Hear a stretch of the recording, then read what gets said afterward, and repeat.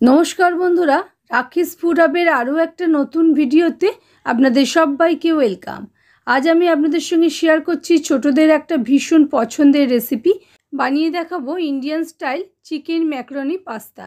অল্প সময় তৈরিও হয়ে যায় আর খেতেও দুর্দান্ত লাগে। এটা চাইলে টিফিনেও প্যাক করে দিতে পারেন। তাহলে চলুন আর দেরি না করে দেখে নেওয়া যাক আমার আজকের ভিডিও। আমি 250 গ্রাম মতো বোনলেস চিকেন ভালো করে ধুয়ে ছোট ছোট টুকরো করে কেটে নিয়ে নিয়েছি। একদম জল শুকনো করে নিতে হবে যাতে ম্যারিনেশনটা খুব ভালো মতন চিকেনের গায়ে লাগে।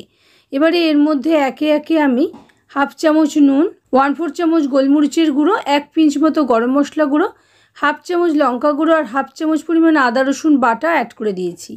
দিয়ে সবটা ভালো করে মেখে আমি আধ ঘন্টার জন্য রেস্টে রেখে দেবো যাতে চিকেনটা খুব ভালো মতো সফট হয়ে যায় আর সমস্ত মশলার সব ফ্লেভারটা অ্যাবজর্ব করে নিতে পারে। দেখুন, এটাকে সাইডে সরিয়ে রেখে নিচ্ছি। ততক্ষণে আমি 1 কড়া জল গরম হতে বসিয়ে দিয়েছিলাম আগেই। জলটা গরম হওয়ার পর 1/2 চামচ পরিমাণ নুন আর 1 চা চামচ পরিমাণ রিফাইন্ড সয়াবিন অয়েল অ্যাড করে দিয়ে সবটা ভালো করে নেড়েচেড়ে মিশিয়ে নিয়েছি। এবারে 1 বাটি পরিমাণ ম্যাকারনি পাস্তা আমি অ্যাড করে দিয়েছি আর গ্যাসের ফ্লেমটা এই পর্যায়ে মিডিয়ামে রেখেছি। মিডিয়াম ফ্লেমে পাস্তাগুলোকে আমাদের ভালো মতো সেদ্ধ করে নিতে হবে। আর পাস্তা সেদ্ধ করার সময় জলটা অবশ্যই একটু বেশি করে নেবেন। ভালো করে দেখুন সেদ্ধ হয়ে গেছে। এবার এটাকে ভালো করে জল ঝরিয়ে নিয়ে ধুয়ে নিয়ে একখানা ফুটো থালায় নিয়ে নিয়েছি। এবারে তার মধ্যে 1 চামচ পরিমাণ রিফাইন্ড সয়াবিন অয়েল অ্যাড করে ভালো করে মেখে নিচ্ছি যাতে আমাদের পাস্তাগুলো আলাদা আলাদা থাকে, মানে একটা পাস্তা থেকে আর একটা পাস্তা আলাদা থাকে, ঝরঝরে থাকে। এবারে গ্যাস বার্নারের উপরে একটা ননস্টিক ইয়ক নিয়ে নিয়েছি। তার মধ্যে 2 চামচ পরিমাণ রিফাইন্ড সয়াবিন অয়েল অ্যাড করে দিয়েছি আর তেলটা ভালো করে গরম হওয়ার পর গ্যাসের ফ্লেমটা হাইতে করে দিয়ে আমাদের চিকেনটা অ্যাড করে দিতে হবে। হাই ফ্লেমে চিকেনটা প্রথম 2 মিনিট নাড়াচাড়া করে ভেজে নিচ্ছি। এর ফলে চিকেনের মধ্যে যে জুসটা থাকবে সেই জুসটা ভেতরেই রয়ে যাবে আর আউটার সারফেসটা শক্ত হয়ে যাবে। খেতে অসম্ভব টেস্টফুল লাগে। 2 মিনিট মতো নাড়াচাড়া করার পর গ্যাসের ফ্লেমটা মিডিয়ামে করে দিয়ে ঢাকা দিয়ে আমি আরও 2 মিনিট রান্না করে নিয়েছি। দেখুন চিকেনটা আমাদের খুব ভালো মতো ভাজা হয়ে গেছে। যেহেতু ম্যারিনেট করে রাখা ছিল সেই জন্য অনেকটা নরম, রান্না করতে একেবারেই বেশি সময় লাগবে না।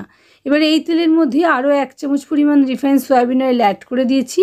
দিয়ে 10-12টা রসুনের ফাইন কুচি করে অ্যাড করে দিয়েছি আর 2-3টে কাঁচা লঙ্কা ডায়মন্ড শেপে কেটে অ্যাড করে দিয়েছি। হাই ফ্লেমে 1 মিনিট মতো নাড়াচাড়া করার পর এর মধ্যে একটা বড় সাইজের পেঁয়াজ খুব ফাইনলি চপ করে অ্যাড করে দিয়েছি। গ্যাসের ফ্লেমটা মিডিয়ামে রেখে পেঁয়াজটাও আমাদের আধ ভাজা মতন করে নিতে হবে। এবারে এর মধ্যে 1/2 চামচ পরিমাণ আদা রসুন থেতো করে অ্যাড করে দিয়েছি। সেটা অ্যাড করেও পেঁয়াজের সঙ্গে ভালো করে একটু ভাজা ভাজা করে নিয়েছি যাতে আদা রসুনের কোনো কাঁচা গন্ধ না থাকে। এবারে এর মধ্যে 3টে মিডিয়াম সাইজের টমেটো ফাইনলি চপ করে আমি অ্যাড করে দিয়েছি। 1/2 চামচ পরিমাণ নুনও অ্যাড করে দিলাম যাতে টমেটোটা আমাদের খুব ভালো মতন গলে যায়।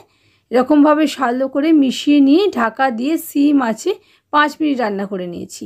5 মিনিট পর দেখুন 1 চামচ পরিমাণ কাশ্মীরি লঙ্কা গুঁড়ো অ্যাড করে দিলাম। এটা অপশনাল, আপনারা চাইলে নাও দিতে পারেন, আমি দিলাম ভালো কালারের জন্য।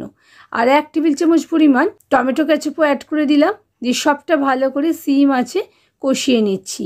কষিয়ে নেওয়ার পর আমাদের চিকেনের টুকরোগুলো অ্যাড করে দিতে হবে আর সিম আঁচে সবটা ভালো করে নেড়েচেড়ে মিশিয়ে নিয়ে ঢাকা দিয়ে আরও মিনিট 5 রান্না করে নিচ্ছি যাতে সমস্ত কিছুর ফ্লেভার একসাথে হয়ে যায়। দেখুন কত ভালো কষা হয়েছে আর সব কিছু একসাথে হয়ে গেছে। এবারে এর মধ্যে আমাদের সেদ্ধ করা পাস্তাগুলো অ্যাড করে দিতে হবে। পাস্তাগুলো কতটা ঝরঝরে হয়েছে দেখেই বুঝতে পারছেন। একদম আলাদা আলাদা তৈরি হয়েছে পাস্তাগুলো। এই পাস্তাগুলো অ্যাড করার পর গ্যাসের ফ্লেমটা মিডিয়ামে রেখে সবটা ভালো করে মিশিয়ে নিচ্ছি। বাচ্চারা চিকেন পাস্তা খুব পছন্দ করে বলে আমি চিকেন দিয়েই বানিয়েছি, তবে আপনারা চাইলে এটা ডিম দিয়েও বানাতে পারেন। খেতে কিন্তু ভীষণই ভালো লাগবে। এক্সট্রা ফ্লেভারের জন্য আমি এই পর্যায়ে 1/4 চামচ মতো গোলমরিচের গুঁড়ো অ্যাড করলাম। আপনারা চাইলে দিতে পারেন, আবার ইচ্ছে হলে এটা স্কিপও করতে পারেন। তাহলে দেখতেই পেলেন বন্ধুরা কত সহজে আমার আজকের রেসিপি তৈরি হয়ে গেল। বাড়িতে রেসিপিটা একবার অবশ্যই ট্রাই করবেন আর কেমন হয়েছে আমাকে কমেন্টে জানাতে একেবারেই ভুলবেন না। ভালো থাকবেন।